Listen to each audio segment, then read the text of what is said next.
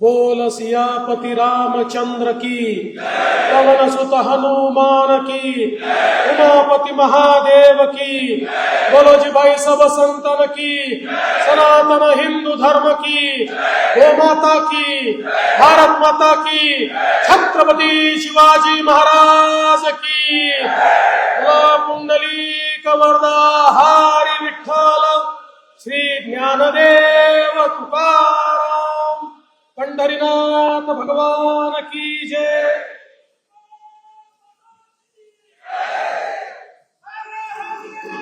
महादेव।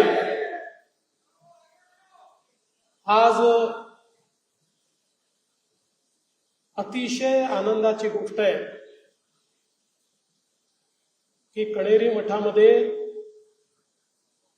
संत समावेश होतोय आणि त्या निमित्ताने आपल्याला आशीर्वाद देण्याकरता उपस्थित झालेले परमपूजनीय जगद्गुरु शंकराचार्य स्वामी विद्यानृसिंह भारती महाराज, ज्यांनी कणेरी मठाच्या माध्यमातून केवळ वाणीतून नाही तर कृतीतूनही संदेश दिला आणि अनेकांची जीवन बदलली, असे परमपूजनीय अदृश्य काळसिद्धेश्वर स्वामीजी, इथले विश्वस्त उदय सावंतजी, मंचावर उपस्थित परमपूजनीय योगी निरंजननाथ महाराज, हबप देवव्रत राणा महाराज भास्कर, हबप ऋषिकेश महाराज भास्कर, हबप जितेंद्रनानंद सरस्वतीजी, हबप जनार्दन हरिजी महाराज, हबप संजय महाराज पाचपोर, हबप स्वामी कमलकांतजी महाराज, हबप माधवदास महाराज राठी, हबप प्रकाश महाराज जवंजाळ, उपाचार्य आपले या ठिकाणी उपस्थित सर्व मान्यवर, आचार्य तुषार भोसलेजी, हबप अक्षय महाराज भोसले, खासदार धनंजय महाडिकजी, श्री अमल महाडिक, श्री राहुल आवाडे, सर्वच मी असं म्हणेल सकल हिंदू समाजातून, विविध संप्रदायातून या ठिकाणी आलेले सर्व संतगण, संपूर्ण महाराष्ट्राच्या सज्जन शक्तीचा एक आविष्कार म्हणून ज्यांच्याकडे पाहिलं जाऊ शकतं, अशा आपल्या सर्वांना मी या ठिकाणूनच दंडवत नमस्कार करतो. आज परमपूजनीय अदृश्य काळसिद्धेश्वर स्वामीजींनी मला गोमातेची पूजा केल्यानंतर सांगितलं की आमच्याकडची पद्धत आहे, गोमातेची पूजा झाल्यानंतर ती गोमाता त्या व्यक्तीलाच आम्ही देतो. स्वामीजी, मी खरंच विचार करत होतो की ही जी आमची कोणगुलू गाय आहे, ही गाय गेले काही महिने माझ्या डोक्यात होतं की आपल्या घरी ठेवली पाहिजे, आणि आज तो संकेत या ठिकाणी आपण दिला आणि मला अतिशय आनंद आहे की आता मला देखील गोमातेची सेवा करता येईल. मला आपल्या सर्वांना एक अतिशय चांगली बातमी द्यायची आहे की आपल्या राज्य सरकारने माननीय मुख्यमंत्र्यांच्या नेतृत्वात 2 चांगले निर्णय आम्ही घेतले. पहिला निर्णय म्हणजे आपल्या देशी गोमातेला राज्यमातेचा दर्जा देण्याचा निर्णय आपण घेतला, आणि आपल्या गोशाळांमध्ये जेवढ्या देशी गोमाता आहेत त्यांना सरकारच्या वतीनं प्रतिदिन 50 रुपये चाऱ्याकरता देण्याचा निर्णय देखील आपल्या सरकारने घेतला आहे. मला विश्वास आहे की जी गोमाता खऱ्या अर्थानं आपल्याला जगवण्याचं काम करते, तिच्या संवर्धनाच्या दृष्टीनं आज फार महत्वाचे हे निर्णय या ठिकाणी झाले आहेत. आज संत समावेशाच्या निमित्ताने ज्यावेळी मी आपल्यामध्ये उभा आहे आणि सकल हिंदू समाजातल्या संत शक्तीचा आविष्कार ज्यावेळेस मी पाहतोय त्यावेळी मला आठवतं की जेव्हा वैश्विक धर्म परिषदेमध्ये आपले स्वामी विवेकानंदजी मंचावर उभे राहिले. खरं म्हणजे शिकागोची धर्म परिषद होती, वेगवेगळ्या धर्माचे लोक होते आणि त्यांनी आपापला धर्म कसा महान आहे आणि तो इतरांपेक्षा कसा चांगला आहे आणि कसा तोच धर्म हा जगाचं कल्याण करू शकतो अशा प्रकारची त्या ठिकाणी आपली भाषणं दिली. त्यानंतर स्वामी विवेकानंद उभे राहिले आणि त्यांनी पहिलंच वाक्य उच्चारलं, अमेरिका स्थित माझ्या भगिनी आणि बंधूंनो. आणि एक प्रकारे लोकांनी आमचा हिंदू धर्म काय आहे, आमची संस्कृती काय आहे, वसुधैव कुटुंबकम आम्ही म्हणतो ते काय आहे, कारण त्याच्या आधी जेवढ्या विविध धर्माच्या लोकांनी त्या ठिकाणी भाषण केलं होतं, प्रत्येकाने संबोधन केलं होतं लेडीज अँड जेंटलमन. आणि हे उभे राहिल्याने यांनी सांगितलं, अमेरिकेमध्ये जमा झालेल्या माझ्या भगिनी आणि बंधूंनो, एकाच वाक्यामध्ये त्यांनी वसुधैव कुटुंबकमचं आपलं जे सूत्र आहे ते संपूर्ण जगासमोर आणलं. आणि त्यानंतर आपल्याला माहिती आहे इतिहासामध्ये 3 मिनिटं 4 मिनिटं टाळ्या वाजत होत्या आणि त्या टाळ्याच थांबल्या नव्हत्या. आणि त्यावेळेस त्यांनी सांगितलं की जगातल्या सगळ्यात जुना विचार असलेल्या, जगातला सगळ्यात चिंतनशील विचार असलेल्या हिंदू धर्माचं प्रतिनिधित्व करण्याकरता मी आलो आहे, ज्या धर्मानं कधीच कोणावर आक्रमण केलं नाही, पण जेव्हा जेव्हा जगामध्ये कोणाला परिष्कृत केलं गेलं, बहिष्कृत केलं गेलं, तेव्हा तेव्हा त्याला आमची आठवण आली आणि त्याला आम्ही आमच्या देशामध्ये जागा दिली, आमच्या धर्मामध्ये जागा दिली. अशा हिंदू धर्माचं, अशा विचाराचं प्रतिनिधित्व करण्याकरता मी आलो आहे.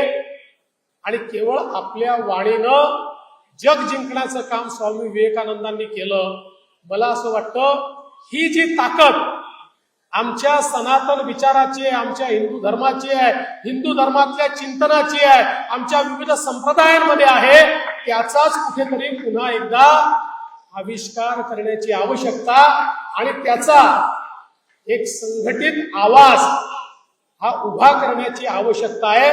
आणि म्हणूनच आपण संत समावेशामध्ये सगळे या ठिकाणी एकत्रित आलो. खरं म्हणजे माझी किती अडचणीची परिस्थिती आहे बघा. ज्या लोकांना ऐकण्याकरता हजारो लोक येतात त्यांच्या समोर मी बोलायचं, अशा प्रकारची जबाबदारी माझ्यावर दिलेली आहे. तर मी पहिल्यांदाच सांगतो की माझ्या बोलण्यात काही चुकलं, काही मी त्या ठिकाणी चुकीचं बोललो तर मोठ्या मनानं आपण सर्वांनी मला क्षमा करावी ही पहिल्यांदाच आपल्या सगळ्यांना विनंती करतो. पण आज अतिशय महत्वाच्या वेळी हा संत समावेशाचा कार्यक्रम होतोय. एकीकडे देशामध्ये सांस्कृतिक पुनरुत्थानाचा यज्ञ सुरू झालेला आहे.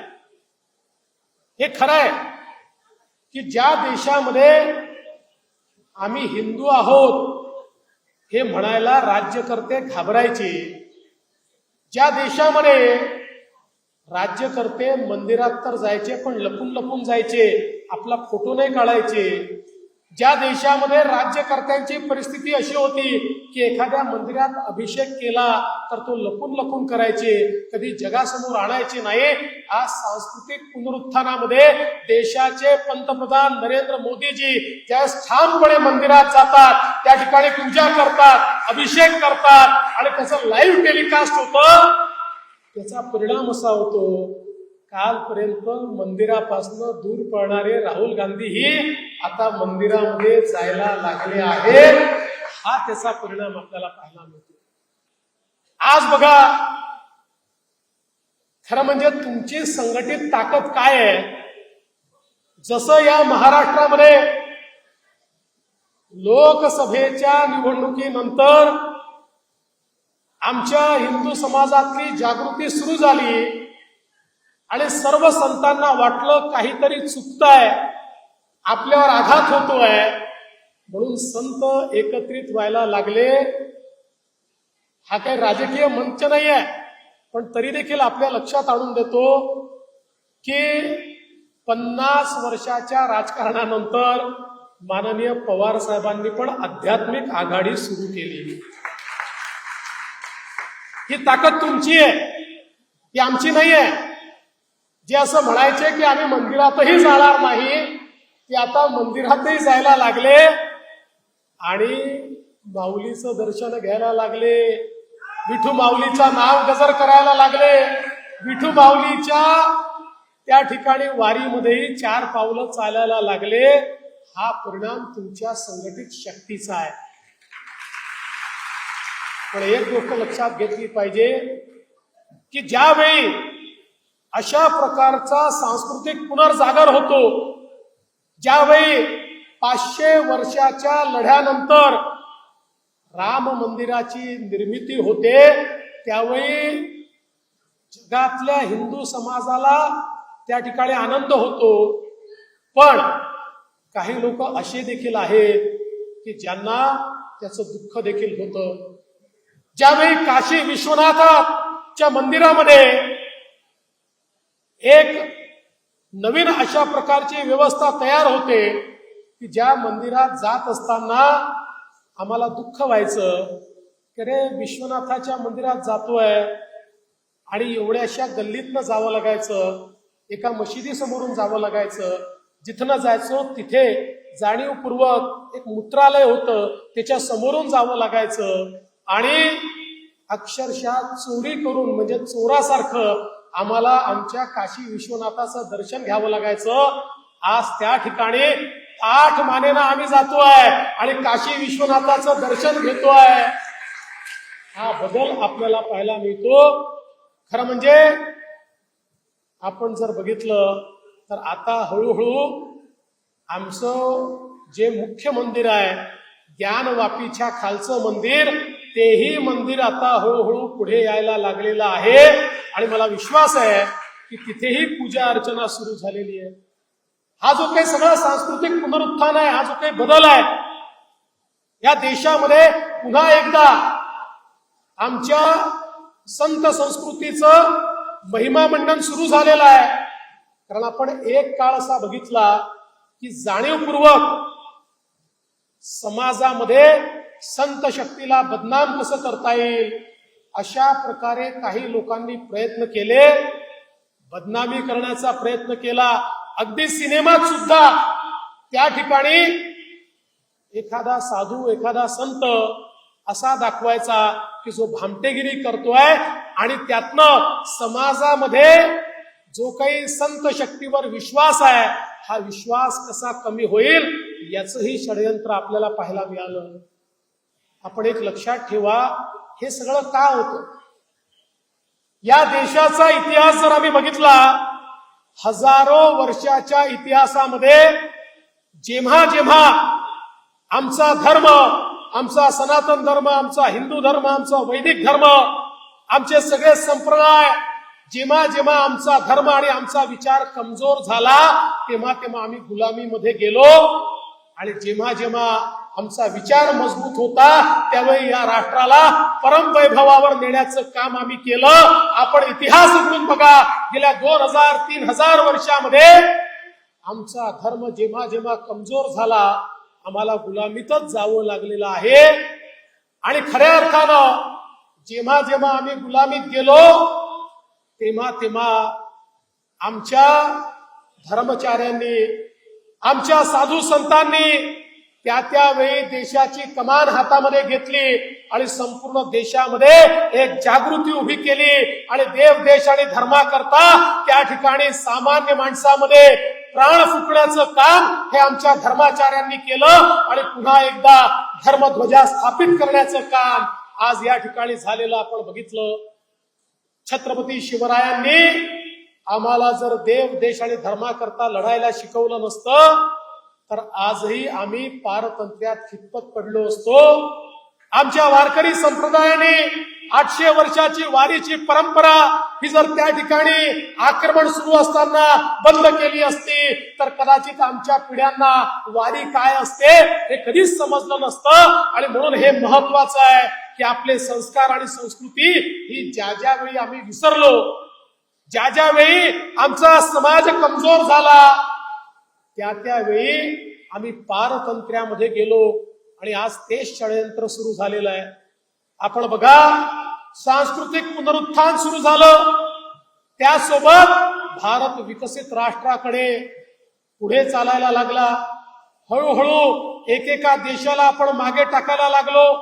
जगातली 5वी मोठी अर्थव्यवस्था झालो, आता जगातली 3री मोठी अर्थव्यवस्था होतोय.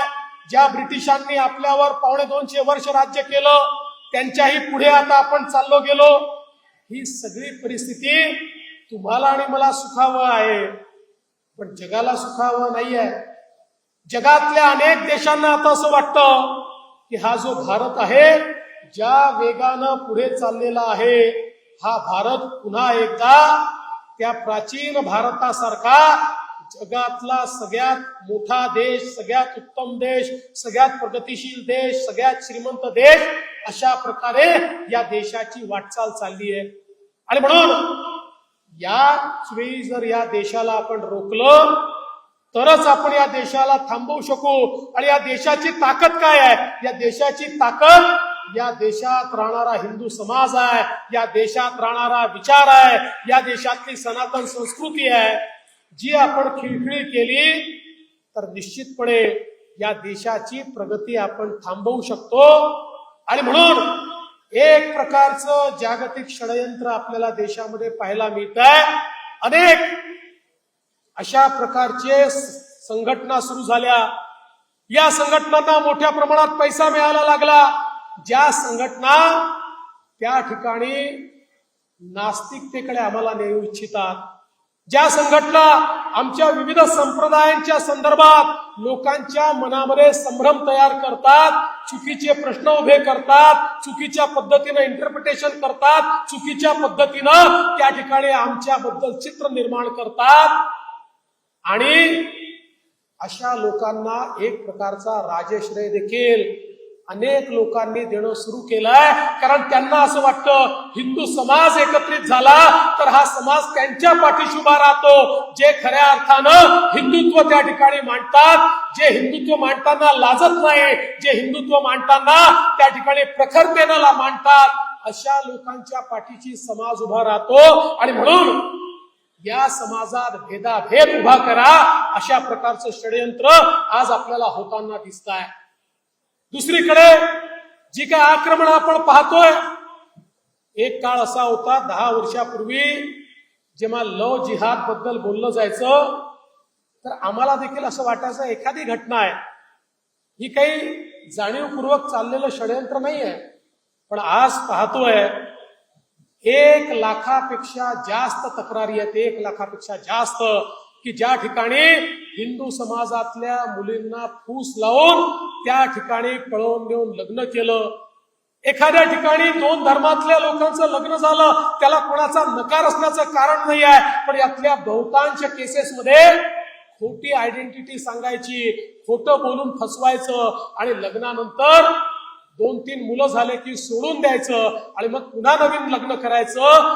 अशा प्रकारे जे वागतात हे लोक कुठल्या प्रेमातनं वागत नाहीयेत, हे ठरवून करतायत. हे षडयंत्र आहे, हे लव जिहाद आहे की ज्याच्या माध्यमातून आमच्या समाजातल्या मुलींना या ठिकाणी नासवण्याचं फसवण्याचं काम चाललेलं आहे.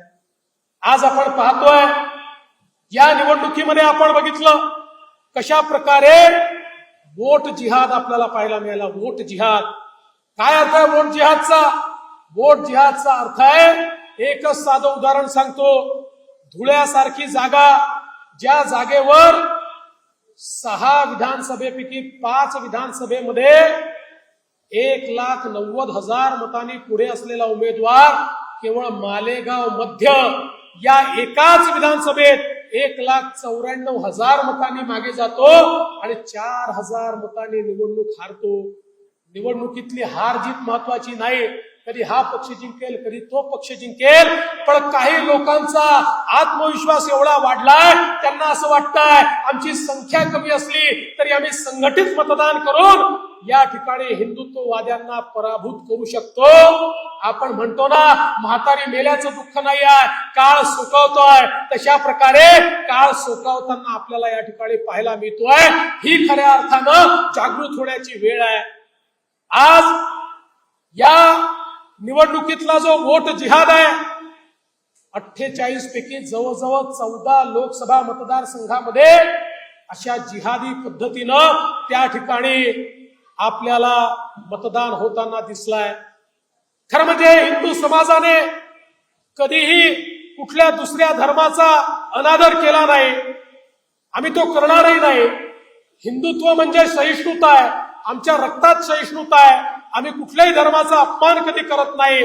पण जर हिंदू धर्म आणि हिंदू विचार संपवण्याकरता आणि या ठिकाणी हिंदू विरोधी लोकांना पदावर बसवण्याकरता जर मतदान होत असेल तर माझा सवाल आहे, हिंदू समाजाला दिशा देणारे जे संत आहेत, महंत आहेत, जे हिंदू समाजाला दिशा देणारे सज्जन शक्तीचे या ठिकाणी प्रतिनिधी आहेत, त्यांना देखील माझं आव्हान आहे की तुम्हालाही हिंदुत्व जागृत करावंच लागेल, करावंच लागेल, करावंच लागेल. आज ती वेळ आलेली आहे. आज आपल्याला आश्चर्य वाटेल, ज्यावेळी आम्ही अनेक वेळा पाहतो विविध समाजांमध्ये लोकांची नावं ही भारतीय पद्धतीची आहे, पण ज्यावेळेस त्यांच्या घरी मृत्यू होतो त्यावेळी लक्षात येतं की त्या ठिकाणी कोणीतरी क्रॉस घेऊन येतो आणि त्या ठिकाणी त्या पद्धतीनं त्यांचा दफनविधी होतो.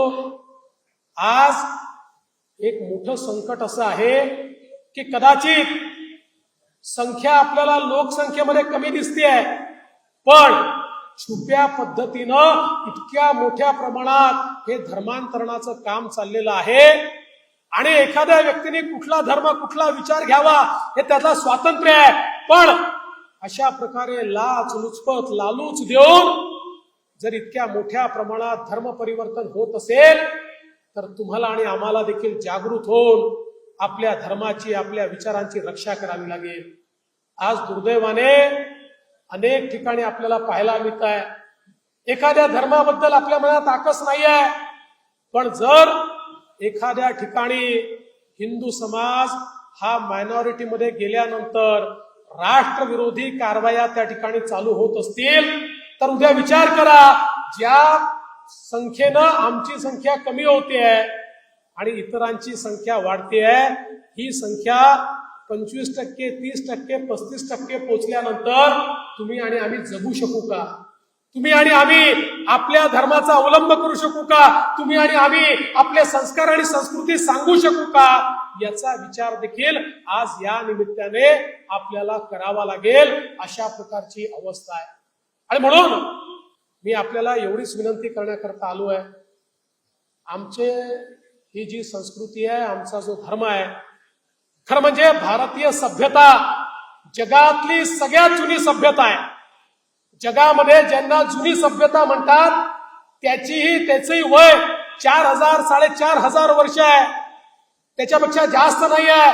आणि त्या सभ्यता कंटिन्युअस नाही आहेत, त्या सभ्यता संपलेल्या आहेत, त्या फक्त इतिहासात वाचायला मिळतात. पण आमची भारतीय सभ्यता जगातली सगळ्यात जुनी कंटिन्युअस सिव्हिलायझेशन ऑफ वर्ल्ड असं ज्याचा उल्लेख केला जातो ती म्हणजे आमची भारतीय संस्कृती, आमची भारतीय सभ्यता आहे. आणि याचे अनेक पुरावे आहेत. आपण पाहतो सरस्वती नदी, या सरस्वती नदीचं वर्णन हे आपल्याला वेदांमध्ये पाहायला मिळतं. त्या संदर्भात जेव्हा संशोधन झालं त्यावेळी सरस्वती नदीचं जे स्वरूप त्या ठिकाणी आपल्या सॅटेलाइटच्या माध्यमातून त्याचं मॅपिंग केलं, त्याची गणना केली, त्याचं डेटिंग केलं आणि मग वेदांमध्ये ज्या सरस्वती नदीचा त्या ठिकाणी उल्लेख केलेला आहे ती त्या स्वरूपात जेव्हा वाहत होती, त्या स्वरूपात वाहणारी ही सरस्वती नदी किती जुनी आहे तर वेदांमध्ये उल्लेख केला त्या स्वरूपात ती 9000 वर्षापूर्वी वाहत होती आणि त्याहीपेक्षा कितीतरी लाख वर्ष जुनी ती नदी आहे.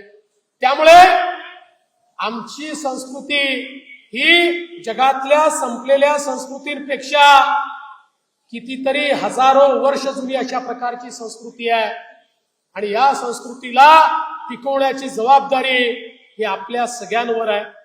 या देशामध्ये आपण नेहमी बघितलेलं आहे, राजसत्ता आपलं काम करते, पण जेव्हा जेव्हा राजसत्तेने त्या ठिकाणी आपलं काम करण्यापासनं त्या ठिकाणी कुठेतरी ते बाजूला झाले, योग्य प्रकारे आपलं काम केलं नाही, त्यावेळी धर्मसत्तेने राजसत्तेला त्या ठिकाणी जागा दाखवलेली आहे, मार्ग दाखवलेला आहे आणि त्या मार्गावर चालण्याकरता प्रेरित देखील केलेला आहे. मला असं वाटतं आज देशामध्ये ज्यावेळी सांस्कृतिक पुनरुत्थान होत आहे, देशामध्ये एक असं सरकार आहे की जे सरकार त्या ठिकाणी सांस्कृतिक पुनरुत्थानाला समोर नेण्याचा प्रयत्न करते आहे. अशा वेळी त्यातनं जे लोक आहत होत आहेत, त्यातनं ज्या लोकांना असं वाटतंय की हे जर असंच पुढे जात राहिलं तर काहीतरी विपरीत घडेल आणि आमचा विचार त्या ठिकाणी मागे जाईल, भारत पुढे जाईल, भारत पुन्हा विश्वगुरू बनेल, अशा प्रकारची भीती त्यांच्या मनात तयार झालेली आहे आणि म्हणून ते पुन्हा एकदा विरोधाकरता संघटित झाले आहे. आपण संघटित झालोय तसे तेही संघटित झाले आहे आणि म्हणून याचा मुकाबला जर करायचा असेल तर संत समावेशामध्ये आज हा जो सज्जन शक्तीचा आविष्कार आहे, या आविष्काराला आपलं विश्वरूप दाखवावं लागेल. ज्या प्रकारे प्रभू श्रीकृष्णांनी आपलं विश्वरूप दाखवलं आणि त्यातनं खऱ्या अर्थानं अर्जुनाला हे लक्षात आलं की माझी लढाई नाहीये, ही माझ्या भावांची देखील लढाई नाहीये, ही जी लढाई मी लढतोय ही खरी लढाई, ही सत्याची लढाई आहे, सत्याचा विजय होण्याकरता ही लढाई आहे. तशाच प्रकारचं विश्वरूप दर्शन या सज्जन शक्तीला दाखवावं लागेल आणि त्यातनं ही जी सत्याची लढाई आपण सुरू केलेली आहे ती लढाई आपल्याला जिंकावीच लागेल आणि त्याकरता आपल्या सर्वांचा आशीर्वाद हा आमच्या पाठीशी राहावा ही आपल्या सर्वांना मी विनंती करतो. आणि या 2 दिवसीय संत समावेशाच्या माध्यमातून आपण सर्वांनी इथनं गेल्यानंतर आपण इतक्या लोकांच्या मनावर आणि विचारांवर परिणाम करू शकता, त्या सगळ्या लोकांपर्यंत जर आपला शाश्वत विचार पोहोचवला तर निश्चितपणे आपल्याला गोमातेचं रक्षण करणारं, आपल्या सनातन धर्माचं रक्षण करणारं, आपल्या सगळ्या संप्रदायांना सोबत घेऊन चालणारं सरकारच या ठिकाणी महाराष्ट्रात आणि देशात दिसेल. त्याकरता आपण सर्वांनी आशीर्वाद द्यावा एवढीच विनंती करतो आणि माझं बोलणं संपवतो. धन्यवाद. जय हिंद, जय महाराष्ट्र.